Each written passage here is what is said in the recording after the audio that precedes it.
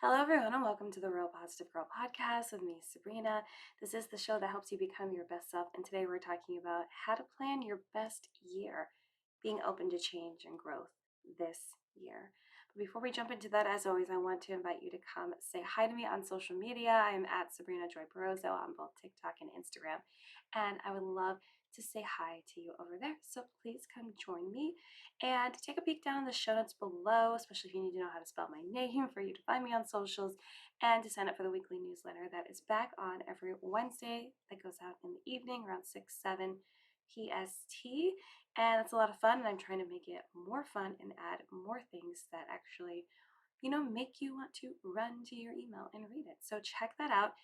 And there's a couple of links down there. I really want to push having someone to vent to, having someone that's emotionally available for you to share what's going on in your life with them. And if you do not have that person, or they just don't listen, or they just can't handle the burden of what you're going through, even if it's like something super small in your perspective, I want to offer you the opportunity to vent anonymously through a link down there where you can just like vent, get it out. And again, I won't know who you are because it's anonymous, and I just go in there every now and again, look over what people share, pray about you, pray about like what you're going through, and it's a way for you to get it off your chest to help you mentally move forward. So check that out, as well as a place for you to anonymously submit topic suggestions at any time. You're welcome to send me a DM on Instagram or an email at realpositivegirlpodcast@gmail.com about anything. But you can also send me topic suggestions there. But if you don't want me to know that it's from you, but you still want to suggest it, so talk about it in the future, you can do so via that anonymous form through Google. So try out any of those and check out anything else in the show notes. But let's go ahead and jump right to today's topic, which I'm very excited that this is the first episode of season 4 of the podcast and of 2023. So crazy. Here we go. Again, it's titled How to Plan Your Best Year, Being Open to Change and Growth this Year. So I used to believe you had to have everything so ready to go at like the top of the year. Like January 1st, you're jumping into your diet, your workout plan, your reading list, your stretching plan, your plan to do all of these things that you were going to do. And if you didn't, like nothing was going to work out. The year was just going to be a loss. It was going to be like, what did you even do this for? It felt like if you didn't know what was supposed to happen, like every step of the way that you created this plan for, typically like things that really hone in on personal development, which also could be like working out and doing a diet plan and all of these things. It just meant like if you didn't know every step of the way, that it was going to fail. And no one wants to fail at their goals and intentions and their resolutions every single year. But it felt like if you didn't have it all figured out before the year started and on day one, you didn't like jump right into it, you were going to fail. It was as if everything was hinging on all these decisions and commitments at the beginning of the year. When in reality, so many changes and shifts can happen at each stage of like whatever you're working on. And that will require us to like refocus, replan, shift your perspective in a new direction, like all kinds of things. And that literally can happen, I would say, even within the first week of you starting like a goal or an intention that you have.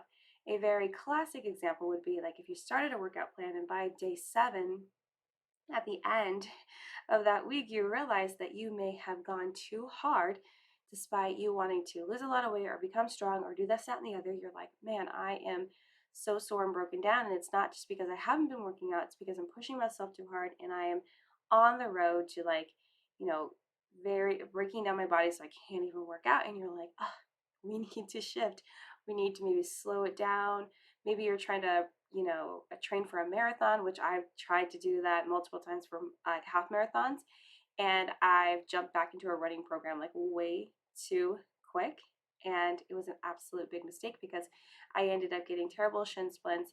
And what are those like pains called when it's like an overuse injury that happens because you just did too much all at once and you didn't allow yourself to shift and change as you were going through and developing your goals and intentions and plans and all of that stuff. So it's important for us to realize that refocusing, replanning, and shifting our perspective in a new direction is so important when we're trying to plan our year.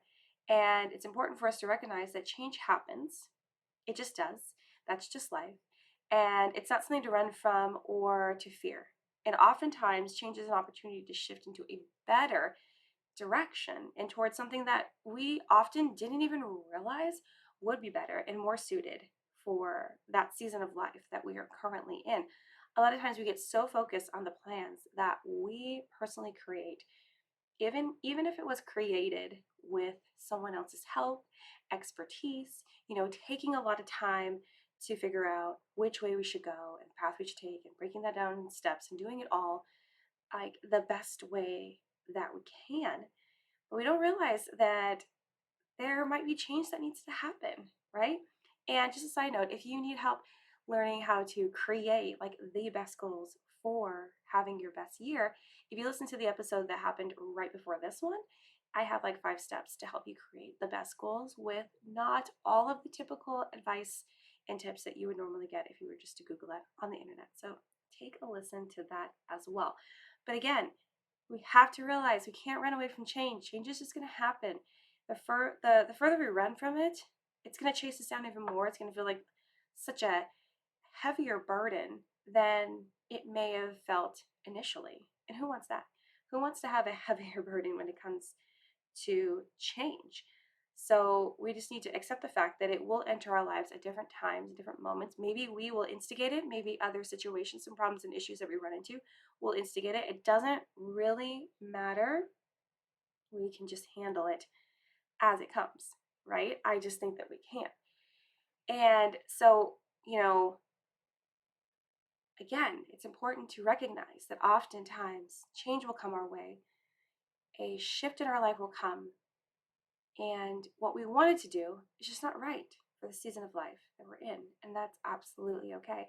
There's no problem with that. We see a problem with it because we wanted things to go the way that we wanted them to go. We had a plan, we had it all worked out, right? You're like, it was perfect, but it may not have been it may not have been as perfect as we thought.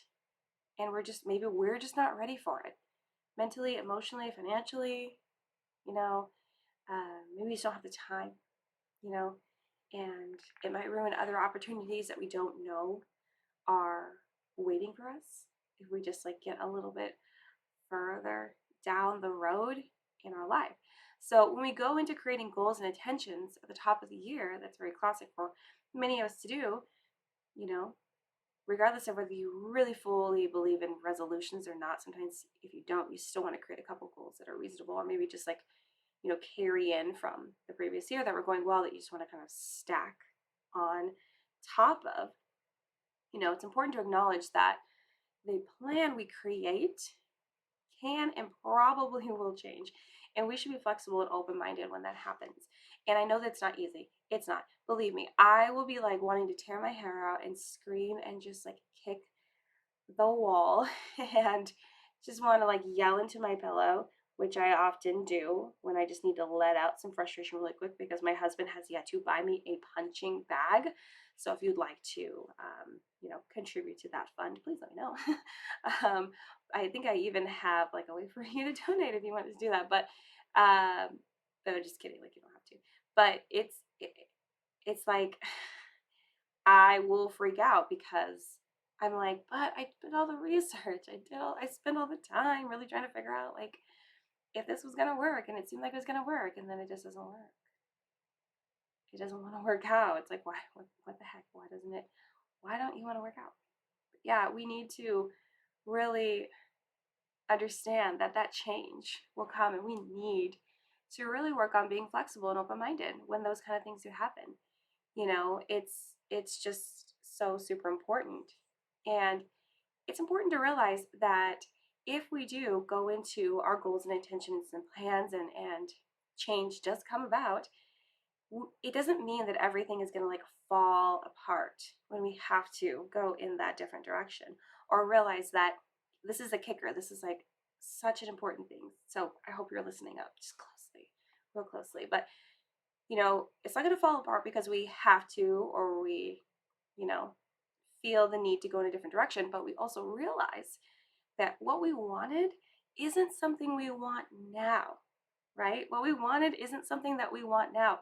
And I think that's hard for us to admit to ourselves that like we wanted it then based on, you know, keeping up with the Joneses, or we thought that's what we were interested in. We were actually only settling for what we believe we deserved and what we needed in our life. Ooh, I need to work on that too. Work on that settling. Let's talk about that more this year in a different episode. But it's hard for us to admit that like, wow, we wanted it so much then, and then we were able to go after it, and then we're like, no, absolutely not. This is just not for me. And it's also not something you need to feel guilt or shame over.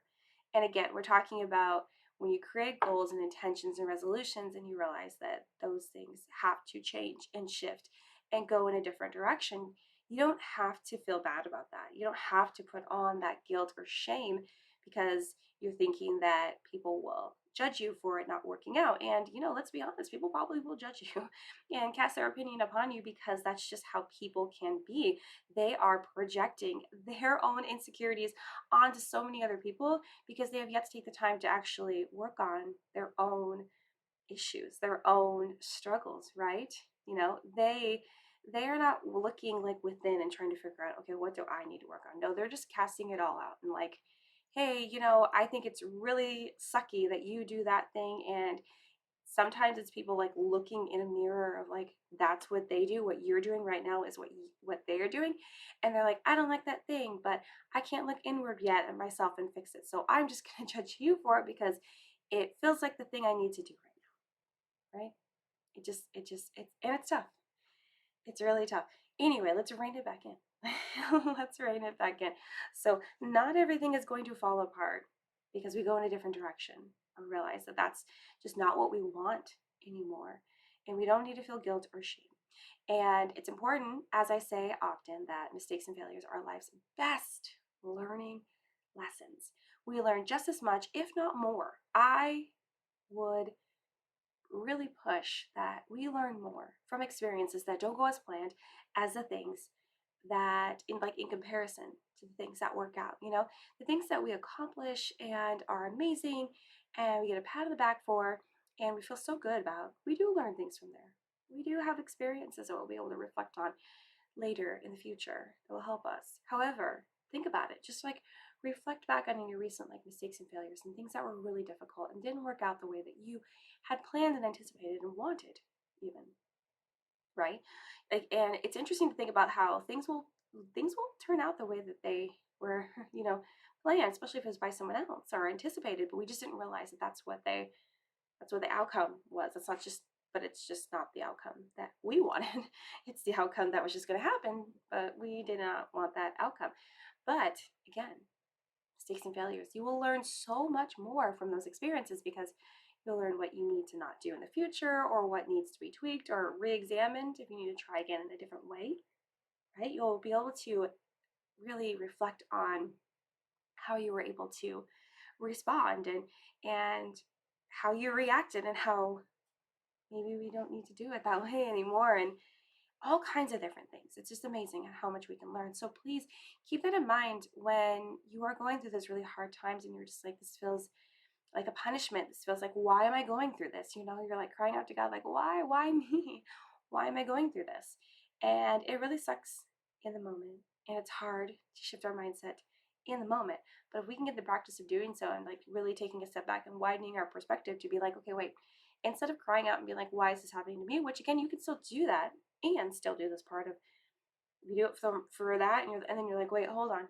You know, we've got that out. Let's widen our perspective and ask like, okay, what can we learn here?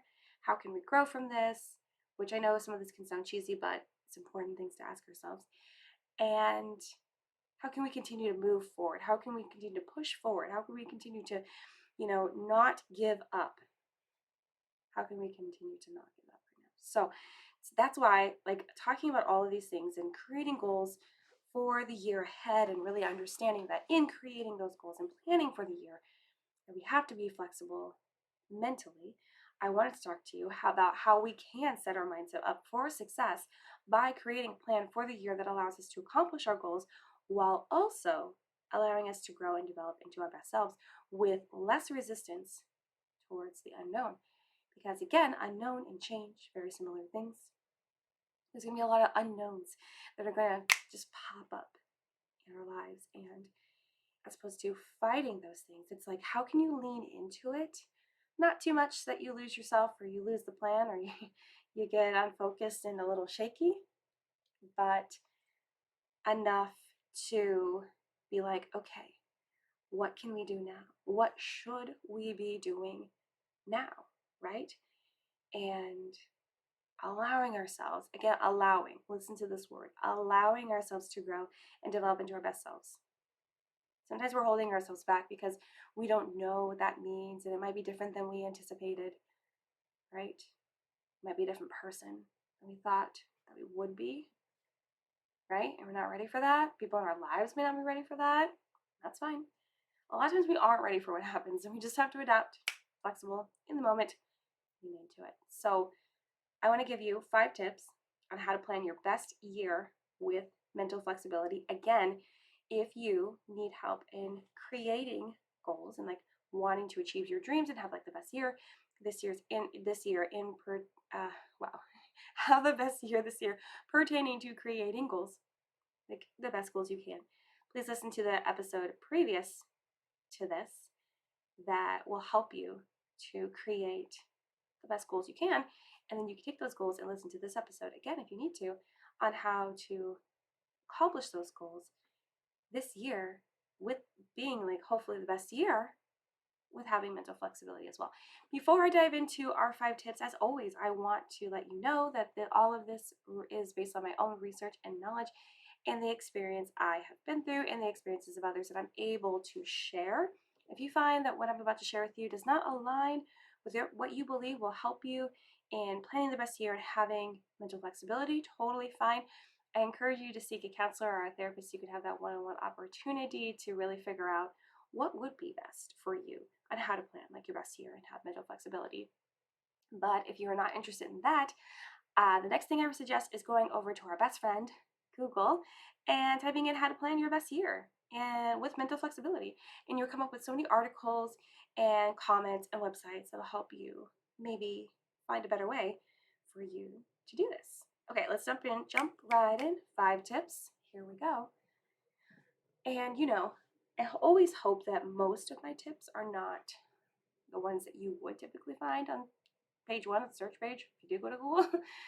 Sometimes they are, and it's good to have a reminder of those things because we think that they are antiquated and old and unnecessary when really they're like the best piece of gold we could hold in our hand to become our best selves, and we just forget about that because everything needs to be new and flashy and shiny when actually that's just a lie we tell ourselves, and that's not true either. So 5 tips, here we go. Number 1, create monthly check-ins. Create monthly check-ins. So when we're talking about planning our best year, we're literally talking about spending a little bit of time at the top of the year. And I'm not saying it has to be on the 1st, it could be literally in the 2nd week of January, where you just evaluate the year and you look at the months and you're like, okay, what day or days to give yourself a little bit of room to flex would be good days to do like a monthly check-in. And in your monthly check-in, you would really just review, okay, how far have my goals gone? What's the progression look like? Have I broken my goals down into enough steps where I feel like it's easy to go step to step and continue to progress as I wanted? And really to ask yourself, are these goals working out for me? Do I feel like these are the right goals and intentions and resolutions that I should be chasing after? Is this a waste of time and energy? I hope not. I absolutely hope not. So, but if it is, it's okay, right? Because we've already talked about how mental flexibility and leaning into change and going a different direction is okay and great and amazing and something that we should welcome. And we need to do it more and more for us to be comfortable with it. But create those monthly check-ins. So for me, I would say that at the top of like February, maybe we'll say like the 3rd or the 4th, I'll be like, okay, well, how this list of goals that I made, how is it going? Does anything need to be tweaked? Like, for an example, one of my goals was to read 2 nonfiction books and 1 fiction book every single month. So by the time we get to February, I'm like, did I read 2 nonfiction books and 1 fiction book? And how did that go? Did I feel like I was pushing myself and not actually enjoying the process of reading? Because I do love reading, right? And should I evaluate next month if I need to add an extra book in because I read those books too quickly? Or do I feel like I need to take a book away because adding 3 books, going from like 1/0 books a month to 3 books can feel a little overwhelming? Or am I choosing books that are difficult to read and not necessarily the books that I need to be reading, but the books that I feel like I have to be reading so I can like look smart and be able to brag about it because it's like this big, thick, heavy book? Like, am I doing it for the right reasons? So have these monthly check-ins with yourself, like already kind of set them up. Of course, that's why I said like maybe you can choose a couple days so that if one day you end up having to do something else, something pops up, then you still have that kind of on the calendar to be like, okay, let's do this monthly check-in. And literally you could do this check-in in like 15 minutes. And some people might say like, oh, that probably would only take 5 or 10 minutes. Maybe. I would say 15 minutes because I want to take time to actually review every goal and like really ask myself, how do I feel about this? Could this be better? Should this be pulled back? Does anything need to change? What can we do here? And be honest with yourself. Really take time to be honest and not lie to yourself, right? Because if you get all the way to June and you realize you haven't been reading any books, so you had too many books to read and just felt overwhelming, then you could have already like nipped that in the bud in like February or March and still felt like you're progressing on that goal and felt really good about that challenge that you gave to yourself, right?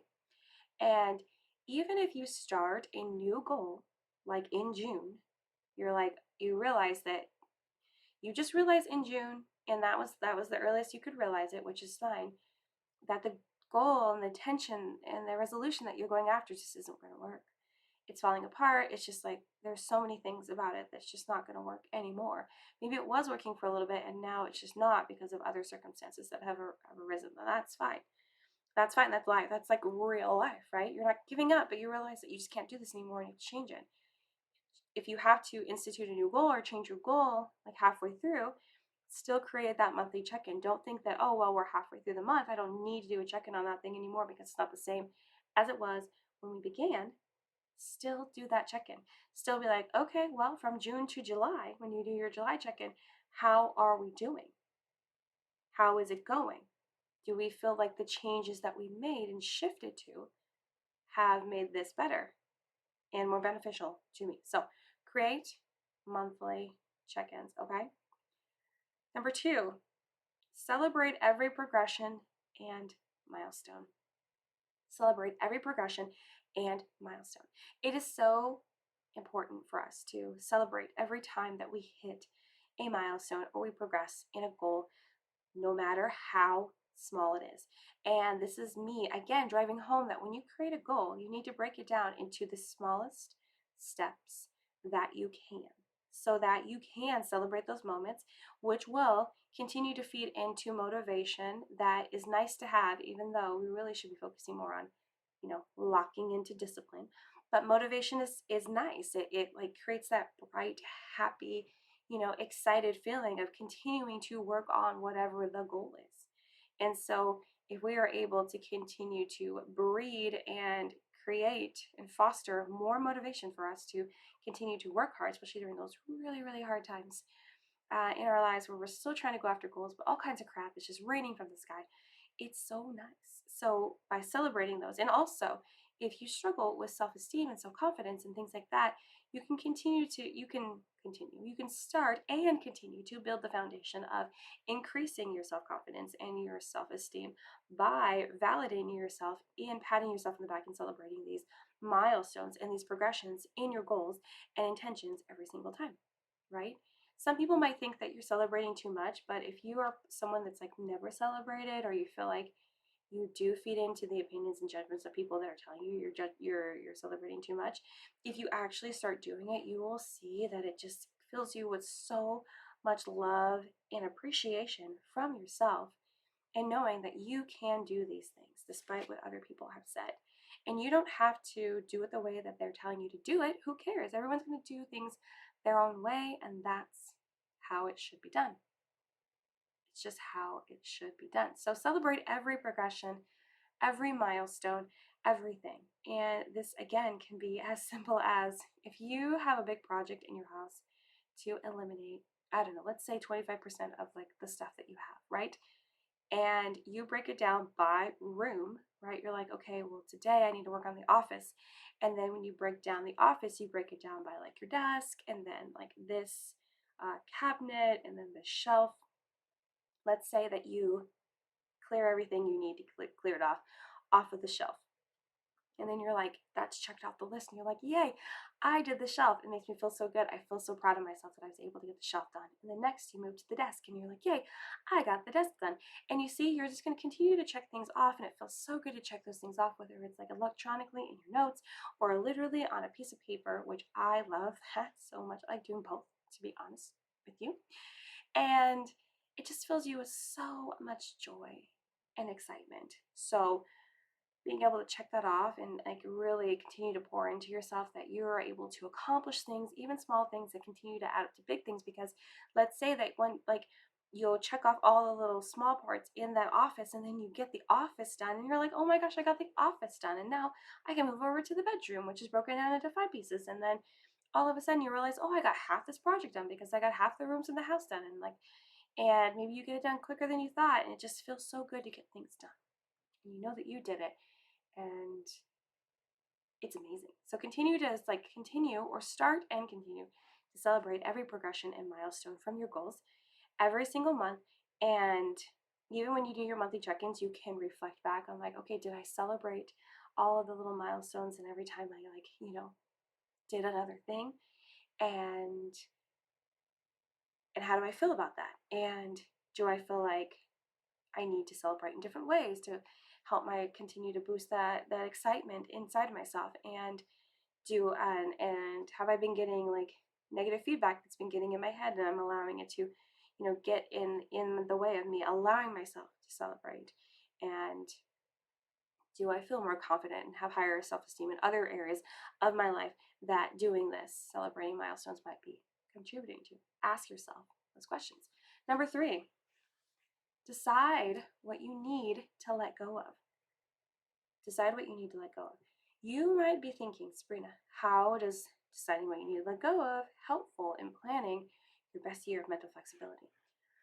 Well, when you think about what you need to let go of and what you need to not do this year that you may have done in previous years, or you think you have to do this year because someone told you so or whatever, and you don't really have to do it, right? So an actual legal binding or person-to-person binding requirement, you might think that you need to do some stuff, and you might think that those things get in the way of you having a good year, get in the way of you accomplishing your goals, get in the way of you allowing yourself to widen your perspective and be flexible when change comes about. So maybe things that you'll let go of is being as much of a people pleaser as you are. And I'm not going to say that you're just going to decide on day one that you're no longer going to be a people pleaser, so that you can plan to have a good year and not allow the needs of others to trump the needs of yourself and what you need to accomplish. Because pulling back from that behavior and mindset takes time. If you can do it cold turkey, God bless you. It's amazing. You're awesome. You're better than me for sure. But I don't think it's necessary for us to do a cold turkey. I think we can do it like a slow and go kind of thing. We're continuing to slowly wean away from those behaviors and mindsets and really realize one day the strength that we have to focus on ourselves more than others, which will help to give us more strength to give back and help other people. You know what I mean? Actually give ourselves some time and some love and some care and some attention. So deciding what you need to let go of, maybe you need to let go, start letting go of becoming a people pleaser. And by mid-year, by the end of the year, you'll be able to reflect back and see how much better and stronger you are at letting that go. Maybe you need to let go of certain relationships that are getting in the way of you actually having a good year and not having to continually deal with their crap and their drama and the things that they continue to bring into your life that you feel is a burden and overwhelming and not something you want to deal with, right? You probably will have to have the mental flexibility to, deal with any drama that comes from you trying to take a step back, but that will continue to give you strength whether you see it in the moment or not. So decide what you want to let go of, because that will help you understand what you no longer will hopefully have to deal with as the year progresses, and you can plan to do things that you maybe felt otherwise you couldn't do because those things were in your way. Like maybe the friends that you have now are getting in the way of you wanting to try new hobbies or befriend other people, right? That are really, really cool. And you're like, but these other friends like are so needy and they get in my way and they say they're gonna not be my friend and be jealous when I want to go talk to other people or not spend time with them, right? So think about that. Think about what you need to let go. Maybe it's things in your house that are just taking up space and that you don't need anymore, right? You just need to purge it. It's like a trigger, a reminder of something that you don't need anymore, and you just need to let it go. Maybe there are bills and things that you pay for that you no longer need that are getting in your way. Maybe it's as simple as like letting go of that cup of coffee that you buy every morning at the coffee shop because you'd rather save up that money and spend it on something else, investing in something else. It's more important to you during this season of life. It's not saying that you will never go back and do that again. It just means that this season of life, you would prefer to save that money and contribute it to something else. And that will help you plan your best year because you're no longer spending that money on that thing. And you maybe have that extra time in the morning to do something else because you're not spending it getting that cup of coffee. I don't know. You know what I mean? So decide what you need to let go of, because that will really help you plan your best year, and be flexible in knowing that just because you let go of something right now doesn't mean that you have to let go of it forever if you don't want to. Number 4, don't compare this year to years past. Don't compare this year to years past. It's interesting because when I was writing this notes, I almost wrote like, don't compare this year to last year. But then I realized that sometimes we're not necessarily comparing this year to last year. We're comparing this year to 5 years ago, where we felt like everything was on point. It was like what we would consider the perfect year. Everything worked, right? But it's unfair to compare. Well, kind of a rhyme. This year, the one that we're in right now, to any year that happened in the past, because the circumstances were different. You were a different person, different season of life. All the things were different, right? Especially if you find that your financial stability has grown, you have different friends, you live in a different place. How could you possibly ever compare this year to that year when everything is so drastically different? It's also the same as like how you can't necessarily compare how well you felt like you grew last week to this week, or last week to last month, because again, we are continuing to grow and become our best selves every single day, and that person, that best self, will look different every single day depending on what's happening that day, depending on the circumstances, depending upon how we are allowing ourselves to live at that day. Some days, if you were to put it on a spreadsheet, will look higher or lower than others, but it doesn't mean that's good or bad. It's just a different version of ourselves for that day. I truly believe that. We can easily look back and be like, oh, I've grown into a better person from this month to like this month from last month, sure. But also, we don't need to chastise ourselves and put shame on ourselves that we feel like we were a better person 2 days ago than we are today. It's just we're dealing with different circumstances today. We're still working on react versus response, and we are trying to do our best. So don't compare this year to years past. It's unnecessary. Compare this year to this year, right? You really actually don't need to compare the year to anything.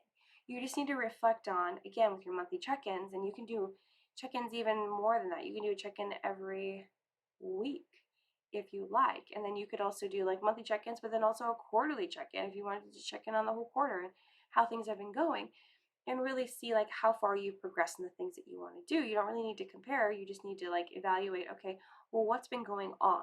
And what have I allowed to get in my way? And how have circumstances been better? And how was my mindset then? And Have there been new people that have come into my life? And what struggles have I experienced that could possibly contribute to how things are different? So it's unnecessary to compare year to year because it's not really going to give you any real data because every year is so different. And especially if people were going to start comparing, like, 2019 to 2020, like vastly different. And even if people decide in the future to compare 2019 to 2022, where things were a little bit more, laid back, at least here in the United States, it still would be vastly different. And even when we're light years ahead, we're comparing like 2019, 2018 to, I don't know, 2015. It still will be very different because we've gone through so much that have taught us so many different new things and basically created us into being different people and in good ways. It still will not be the same and will not be comparable really in any way. I know that people often will compare year to year if they're comparing like financial crises and economic downfall and all these things.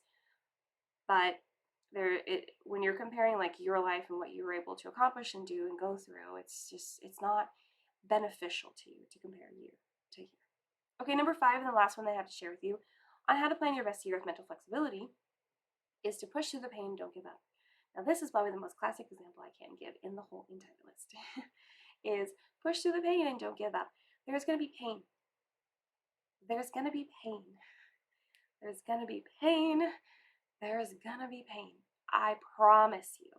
That sounds very negative. Nefarious. Awful. Not fun, Sabrina, right? Yeah, it's not fun, but it's real. And I'm here to be open and honest and transparent and vulnerable and real with you, right? There will be pain, and your pain will look different than someone else's, so don't compare. It's unnecessary. It's not a competition.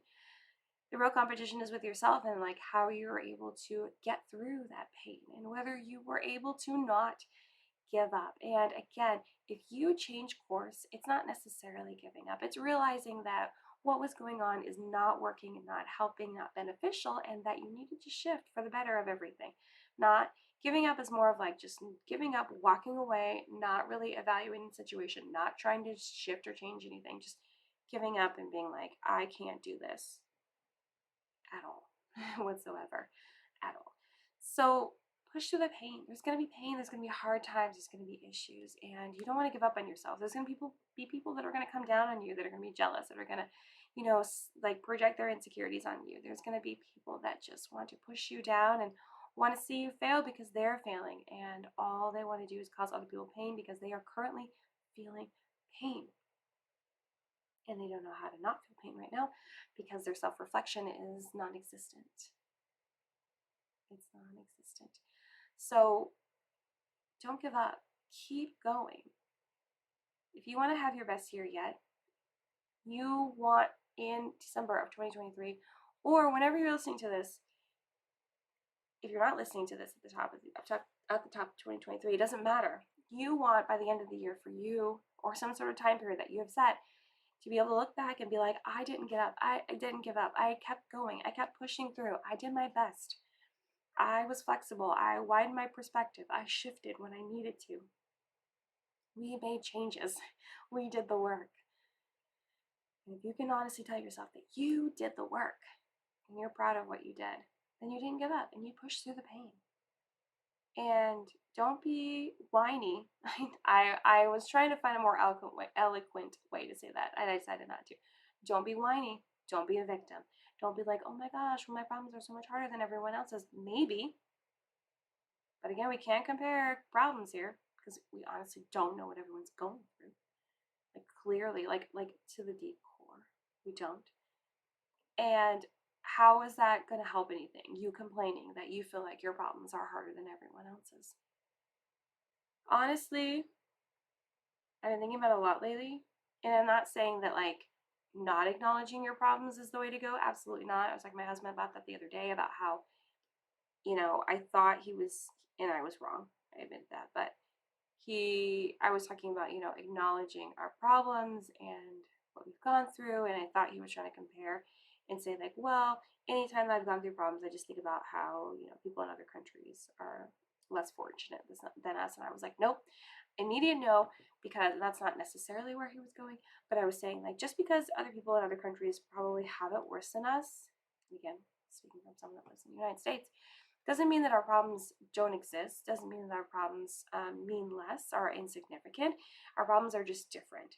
And as long as we're not falling into some sort of shame spiral or being a victim about it, it's okay to recognize and share that we have problems, as long as we don't allow those things to control us.